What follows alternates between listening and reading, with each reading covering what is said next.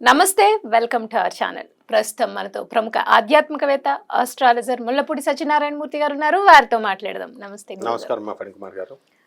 విశ్వవసు నామ సంవత్సరం అండి, కొత్త సంవత్సరం ఉగాది నుండి స్టార్ట్ అవుతుంది. సో ఎప్పుడు కూడా అయిపోయిన సంవత్సరం ఎప్పుడు మనం కష్ట నష్టాలు అన్ని అనుభవిస్తాం కాబట్టి రాబోయే సంవత్సరం మీద ఒక హోప్ ఉంటుంది. ఈ సంవత్సరం ఎలా ఉంటుంది అన్న క్యూరియాసిటీ ఉంటుంది ప్రతి ఒక్కళ్ళకి.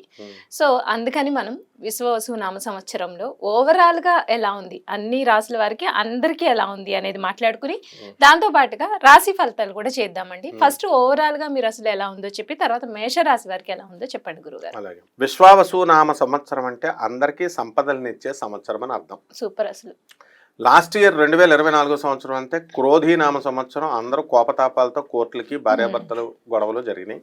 వాళ్ళందరూ ఇప్పుడు రీకన్సిలేషన్కి వచ్చేసి ఈ సంవత్సరంలో 50% ఆఫ్ ద పీపుల్, దంపతులు, కపుల్స్ వీళ్ళంతా కూడా కలిసిపోతారు. 50% ఆఫ్ ద సివిల్ కేసెస్ ఇవన్నీ కూడా ఎవరి పొలాలు వాళ్ళకి వచ్చేయడం, హాస్టల్ కోర్టులో కేసెస్ అయిపోవడం జరుగుతుంది. ఈ సంవత్సరం రాజు సూర్యుడు, మంత్రి చంద్రుడు. కాబట్టి ఇంకేం కావాలి మనకి? రాజు కరుణామయుడై ఉంటాడు. అంటే రవి ఇప్పుడు కూడా స్ట్రిక్ట్ గా ఉంటాడు కానీ లోపల చాలా కరుణ ఉంటుంది. అందువల్లనే ఆ సూర్యనారాయణమూర్తి సింహరాశి వాళ్ళు, వీళ్ళకి ఏంటంటే వాళ్ళని ఎదురించకూడదు మనం. అందువలన ఈ యొక్క సంవత్సరంలో మనము ఎలా ఉంటుంది అంటే రాజు మంచివాడై ఉన్నాడు, మంత్రి చంద్రుడై ఉన్నాడు కాబట్టి, మళ్ళీ సైన్యాధ్యక్షుడు రవి అయి ఉన్నాడు కాబట్టి మనం ఈ సంవత్సరం బ్రహ్మాండంగా ఉంటుంది. భూకంపాలు ఉండవు, అస్సలు ఉండవు. ఏదో చిన్నది ఏ మూలనో ఎప్పుడో వస్తాయి కానీ మేజర్ గా ఉండవు. వర్షాకాలం మనకు రాబోతుంది, పుష్కలమైన వర్షాలు వస్తాయి. ఎందువల్లంటే ఏమండి రవి గట్టిగా ఉన్నాడండి అందుకని రావేమో అండి అనుకుంటారు, కాదు. నెక్స్ట్ ఈ కోర్టు లావాదేవీలు కలిసిపోతారు, విద్యార్థులు తెగ చదువుతారు, విదేశాలకు వెళ్ళేటటువంటి వాళ్ళ సంఖ్య ట్రంప్ వచ్చాడని తగ్గుతుంది అనుకుంటున్నారు కదా, ఏమీ తగ్గదు, పెరుగుతుంది. ఇంకా వీసాలు కూడా వస్తాయి, విదేశ వలసలు ఎక్కువ జరుగుతాయి. అండ్ చేపల రొయ్యల చెరువులు బాగా పెడతారు జనం. ఇంతకుముందు చేపలు టపీమని చచ్చిపోయే రొయ్యలు, ఇప్పుడు అలాంటివి ఉండవు. నెక్స్ట్ రైతులు బ్రహ్మాండమైనటువంటి పంట చేస్తారు, కాస్ట్లీ గ్యాడ్జెట్స్ కొంటారు, ఖరీదైన వస్తువులు ఇళ్లల్లో. అయితే వైవాహిక జీవితాల దగ్గరికి వచ్చేసరికి దాంపత్యం మీద ప్రతి ఒక్కళ్ళు కూడా అసలు ఇది కలియుగం అంటే కామయుగం. ఎక్కువ రొమాన్స్ చేయాలి కానీ ఈ సంవత్సరం దంపతులంతా కూడా కెరీర్ మీద, ఉద్యోగాల మీద దృష్టి పెడతారు. దాంపత్యం తగ్గిపోతుంది. అందువలన సంతానోత్పత్తి తగ్గిపోతుంది ఈ సంవత్సరం, పిల్లల సంతానం మీద అంతా కూడా. అలాగే వృత్తి మీద ఎక్కువ కాన్సన్ట్రేషన్ చేస్తారు. రాజకీయ నాయకులకి కొత్త కొత్త పోస్టులు వస్తాయి, కొత్త కొత్త పార్టీలు పుడతాయి. అలాగే ఇప్పుడు సినీ ప్రముఖులు ఉన్నారు కదా, వీళ్ళంతా కూడా మంచి పేరు తెచ్చుకుంటారు, కొన్ని సినిమాలు హిట్ అవుతాయి, మీడియా రంగంలో అద్భుతాలు సృష్టిస్తారు. అండ్ Y2K వచ్చేసింది, ఇప్పుడు డీక్సీక్ ఇలాంటి సాఫ్ట్వేర్లు వచ్చేసినాయి. అందువలన మనకి ఫ్రీగా మనకి ఈ యొక్క ఆర్టిఫిషియల్ ఇంటెలిజెన్స్ లో మనం అద్భుతాలు సృష్టిస్తాం. అంటే ఫ్రీగా యాప్స్ రాగానే చూస్తారు, ఇంతకు ముందు మనం మినిమం సబ్స్క్రిప్షన్స్ పెట్టి చూడాలి. ఈ విధంగా మనకి అన్ని వర్గాల ప్రజలకి కూడా, ముఖ్యంగా లేబర్, కష్టాన్ని నమ్ముకున్నటువంటి వాళ్ళకి వాళ్ళ దానికి తగ్గట్టుగా సంపద వస్తుంది, ఫలితం వస్తుంది. అండ్ యాంకర్లు, సినిమా హీరోయిన్ లాగా వాళ్ళ యొక్క చార్మ్ పెరుగుతుంది. అండ్ ఈ సంవత్సరం అంతా కూడా డామినేషన్ అన్నమాట. అంటే ఎవరి వృత్తుల్లో వాళ్ళ డామినేషన్. అలాగే ఫ్యామిలీలో లేడీ డామినేషన్ ఎక్కువ అవుతుంది, మంత్రిత్వం చేస్తారు భార్యలు. ఇంతకుముందు పాపం భర్తలను ఎలా కంట్రోల్ చేసుకోవాలో తెలియక వాళ్ళు మామూలుగా డైరెక్ట్ అడుగుతారు. ఇప్పుడు ఏమంటారు, ఇప్పుడు చూడండి, ఇంతకుముందు ఎగ్జాంపుల్ చెప్తాను. ఒక పెళ్లి సంబంధం బాగాలేదనుకోండి, నచ్చలేదు, కట్నం అవతల తక్కువ ఇస్తున్నాడు, అందుకని వీళ్ళు ఏం చెప్తారు తెలుసా, డైరెక్ట్ ఏమండి మీరు కట్నం తక్కువ ఇస్తున్నారు అందుకు మీ సంబంధం మాకు వద్దు అని చెప్పరు. ఏమండి ఫలానా జ్యోతిష్కుడు చెప్పాడండి, మా జ్యోతిష్కుడు వద్దని అన్నారండి, కలవలేదండి అని ఎలా తోసేస్తారో. ఇది వరకు సినిమాకి తీసుకెళ్ళు, నగల కొను, చీరలు కొను అని అడిగేవారు పాపం ఆడవాళ్ళు. ఇప్పుడు అట్లా అడగరు అన్నమాట. ఇప్పుడు ధనత్రయోదశి వచ్చింది, నువ్వు బంగారం కొనిపెట్టాలా, కుబేర ఇది కొంటే నువ్వు కోటీశ్వరుడు అవుతావు, లేదంటే నీ ఉద్యోగం ఊడిపోతుంది అని ఒక సింపుల్ గా మంత్రిత్వం. చంద్రుడు కదా చెప్పగానే వీడికి నిజంగానే సాఫ్ట్వేర్ రిసెషన్ లో ఉంది, ఎక్కడ ఉద్యోగం ఊడిపోతుందో అని చెప్పి భయం వేసి వీడు కొంటాడు. అలాగే చీరలు, ఒక కొత్త పండగను సృష్టిస్తారు అవసరమైతే. ఆ పండగతో చక్కగా ఈ చీరలు కొనాలి ఇలాంటి రూల్స్ అన్నీ కూడా అంటే తెలివితేటలతో కుటుంబాన్ని మహిళలు సరిదిద్దుకుంటారు. ఇక విదేశీ యానాలు తెగలిపోతారు ఇప్పుడు ఈ సంవత్సరం అంతా కూడా. ఈ విధంగా మొత్తం నూతన సంవత్సరం అంతా కూడా దివ్యంగా భవ్యంగా ఉందమ్మా. అయితే విశ్వవసునామ సంవత్సరంలో మిథున్ రాశి వారికి ఎలా ఉంది అనేది చెప్పండి గురుగారు. విశ్వావసునామ సంవత్సరం 2025 ఉగాది నుంచి 26/2026 ఉగాది వరకు మిథున రాశి వారికి లాస్ట్ ఇయర్తో కంపేర్ చేసుకుంటే ఈ సంవత్సరం బాగుంది అని చెప్పాలి. గురుబలం తగ్గింది, ఇప్పుడు ఆ గురుబలం కొంచెం పెరుగుతుంది. ఆ తర్వాత ఈ యొక్క మిథున రాశి వారికి అందరికీ కూడా అర్ధాష్టమంలో ఉన్నటువంటి కేతువు ఇప్పుడు విక్రమస్థానంలోకి వచ్చి విదేశాలకు సంబంధించినటువంటి వ్యవహారాలలో బ్రహ్మాండంగా ఉంటుంది. ఈ మిథున రాశి వారికి విదేశాలకు సంబంధించినటువంటి ప్రొడక్ట్స్తో బిజినెస్లు చేసుకుంటే చాలా బాగుంటుంది. చాలామంది స్టూడెంట్సే కాకుండా ప్రైవేట్ ఉద్యోగస్తులు కూడా మరి ప్రభుత్వ ఫారిన్ యూనివర్సిటీస్లో చదువుకోవడానికి కానీ ఫారిన్ ఉద్యోగాల కోసం ఒక డ్రీమ్ లాగా ఉంటుంది. అవి ఒక్కొక్కసారి జరగవు. అలాంటివి ఈ సంవత్సరం మిథున రాశి వారికి జరగడానికి అవకాశాలు ఉంటాయి.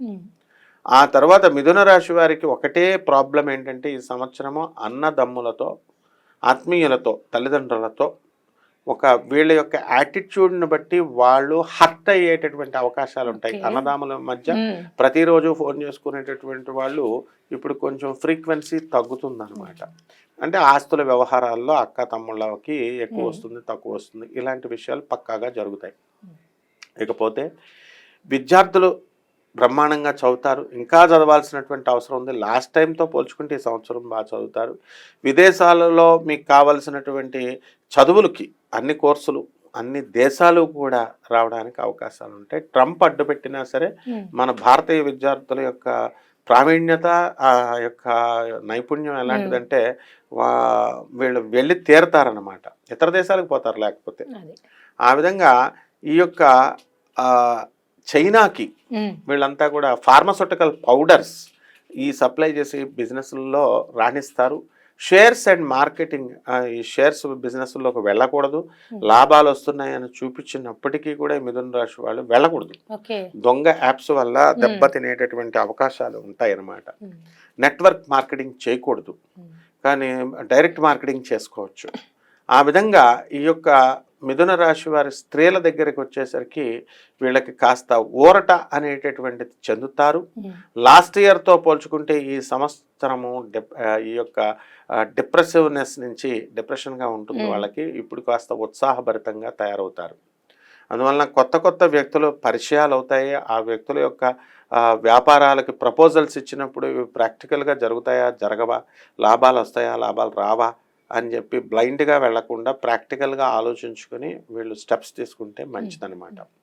ఆ తర్వాత స్నేహం కోసం పార్టీలు, పబ్బులు అని చాలామంది మిథున రాశి వాళ్ళు వెళ్తారు. ఎక్కువగా వెళ్ళేది మిథున రాశి వాళ్ళే 12 రాశుల్లో. అంటే సహనం ఉండదు వీళ్ళకి, పేషెన్స్ ఎక్కువ ఉండదు. అటువంటి వాళ్ళకి ఈ సంవత్సరము శని యొక్క స్థితిగతుల వలన మనకి కొంచెం ఇంప్రూవ్మెంట్ అనేటటువంటిది ఉంటుంది. అంటే భాగ్యంలోకి రాహుగ్రహం రావడం వలన పూర్వజన్మ అదృష్టాన్ని రాహువు ఇస్తాడు. రాజకీయ నాయకులకి కొన్ని పోస్టులు ఇవ్వడం అనేటటువంటివి జరుగుతాయి. ఆడవాళ్ళకు కూడా ఇంట్లోనే భర్త కూడా చక్కగా ఒక పోస్ట్ అనేటటువంటిది చిట్టిపాట్లు వేయడము, ఇలాగా అదనపు జూట్ బ్యాగ్స్ తయారు చేయడము, ఇలాంటి కంపెనీస్ ఆడవాళ్ళు పెట్టుకుని స్వయంగా వీళ్ళు ఒక పోస్ట్ని క్రియేట్ చేసుకుంటారు వీళ్ళు. అంటే ఏదైతేనేమి ఈ సంవత్సరం అంతా కూడా మహిళలు ఆనందంగా ఉంటారమ్మా. రోగాలు వీళ్ళకి మిథున రాశి వాళ్ళకి ఎక్కువగా వచ్చేటటువంటి ఆరోగ్యపరమైన ప్రాబ్లం ఏంటంటే యాంగ్జైటీ, ఓవర్ యాంగ్జైటీ. వీళ్ళతో ఏదైనా విషయం చెప్పాలి అనుకుంటున్నాను అని మనం ఫోన్ కట్ చేస్తామనుకో, ఇక రోజంతా కూడా వాళ్ళు మనకు ఫోన్ కొడుతూనే ఉంటారనమాట. ఏంటది ఆ యాంగ్జైటీ అనేటటువంటిది మగవాళ్ళల్లో కూడా ఎక్కువగా ఉంటుంది. కాబట్టి యాంగ్జైటీని తగ్గించుకోవాలా. నరాల సంబంధమైనటువంటి వీక్నెస్లు వీళ్ళకి ఎక్కువ వస్తాయి. అలాగే ఈ గతంలో మైగ్రేన్ ఉన్నటువంటి వాళ్ళు అది ఇంకా ఎక్కువ అవ్వడానికి అవకాశాలు ఉంటాయి. కాబట్టి ఈ మైగ్రేన్కి మందులు, మెడికేషన్ అనేటటువంటిది చాలా మంది స్టాప్ చేసి మరి ఉంటారు. ఓకే, ఆరోగ్యపరంగా మీరు జాగ్రత్తగా చూసుకోండి మరి. కానీ ఓవరాల్గా పెద్ద పెద్ద ఆరోగ్య సమస్యలు ఏమి మిథున రాశి వారికి లేవు. రైట్ అండి. అయితే విశ్వవసు నామ సంవత్సరం మిథున రాశి వారికి అన్ని రంగాల వారికి కలిసి రావాలి అంటే వారు పాటించాల్సిన పరిహారాలు ఏంటి? అదృష్ట సంఖ్య, కలిసి వచ్చే రంగు, కలిసి వచ్చే వారం, రోజు చెప్పండి. ఈ మిథున రాశి వారికి కలిసి వచ్చేటటువంటి రంగు green colour, number lucky number 5, 14 కూడా. అలాగే ఈ యొక్క అదృష్ట దేవత ఉంటుంది శ్రీమన్నారాయణమూర్తి. అలాగే అదృష్ట వారం వచ్చేసరికి బుధవారం ఉంటుంది. కాబట్టి వీళ్ళంతా కూడా సాంప్రదాయబద్ధంగామైనటువంటి మన తాతలు ముత్తాతలు గురువులు చెప్పిన జ్యోతిషం ప్రకారము వీళ్ళు ఈ యొక్క మిథున రాశి వారికి గురుబలం తక్కువగా ఉంది కాబట్టి గురు జపం చేసుకోవాలా, గురు స్తోత్రాలు చదవాలా, గురువుకి కిలోంపావు మినుముల్ని ఈ యొక్క పసుపు రంగు వస్త్రాలను ఇచ్చి పెద బ్రాహ్మడికి మనము ఏ వారం అంటే ఈ యొక్క గురువారం నాడు ఉదయం తెల్లవారుజామున 3 గంటలకు ఇస్తే విశేష ఫలితాలు కలుగుతాయి. పంతులు గారులు పాపం 3 గంటలకు రాలేరు కాబట్టి వాళ్ళకి ఎక్కువ పారితోషికం ఇవ్వాలి, ఇచ్చి రప్పించుకోవాలి. లేకపోతే మీ ఇంటికైనా పంతులు గారిని ముందు రోజు ఇంట్లో పడుకోబెట్టుకోండి, లేకపోతే మీరే వెళ్ళి పంతులు గారి దగ్గర పడుకోండి. ఈ విధంగా ఈ తెల్లవారుజాము 3 విశేషమైన ఫలితము. ఒకవేళ అది మిస్ అయితే కనుక 6 గంటలకి ఉదయం ఇవ్వండి. దేవాలయంలో ఇవ్వచ్చు, ఇళ్ళలో ఇవ్వచ్చు, పంతులు గారి ఇంట్లో ఇవ్వచ్చు. ఇక తంత్ర జ్యోతిష పరంగా మనకి గురువుకి ఏంటంటే ఆ ధనాన్ని ఆకర్షించాలి కాబట్టి నల్ల చీమలకి గోధుమ నూక కానీ లేకపోతే పంచదార కానీ వెయ్యాలి. రావి చెట్టుకు నీళ్లు పోయాలి. మేడి చెట్టుకి ఒక బకెట్ తగ్గకుండా నీళ్లు పోయాలి. ఏదో నీళ్లు పోయకుండా మనం స్పూన్ చిన్న రావి చెంబ కుదరదు. శ్రీ గురుదత్త జై గురుదత్త అంటూ గురుచరిత్ర పారాయణని వీళ్ళు పారాయణ చేయాల్సినటువంటి అవసరం ఉంది. అలాగే ఆ పారాయణ చేసినప్పుడు ఏదో క్యాజువల్గా చేస్తున్నామని కాకుండా ఆ స్వామివారు చేసినటువంటి ఆ లీలల్ని పిక్చరైజేషన్ మన కళ్ళ ముందు ఆ బర్రె వట్టిపోయిన ఆ బర్రె పాలిస్తున్న ఆ దృశ్యాన్ని నృసింహ సరస్వతి స్వాముల వారు చేసినది కళ్ళకి పట్టేలా చేయాలా. అండ్ పరిపూర్ణమైనటువంటి అనురాగం స్వామివారి మీద పెంచుకోవాలి. అప్పుడు మాత్రమే ఈ మంత్రం సిద్ధిస్తుంది. ఓం ద్రాం దత్తాత్రేయాయ నమః అనే మంత్రంతో కార్త్య వీరార్జునుడు సహస్ర భుజాలని సర్వసామ్రాజ్యాన్ని స్థాపించాడు చక్రవర్తిగా. అంత అద్భుతమైనటువంటి ఫలితాన్ని మనకి ఈ మంత్రం ఇస్తుందమ్మా. ఈ పరిహారంతో బాగుంటుంది. రైట్ అండి. విశ్వవసు నామ సంవత్సరంలో మిథున రాశి వారికి ఎలా ఉంటుంది, వారికి కలిసి వచ్చే రోజు, అదృష్ట సంఖ్య, వాళ్ళకి కలిసి వచ్చే కలర్ గురించి చాలా చక్కగా వివరించారు. ధన్యవాదాలు.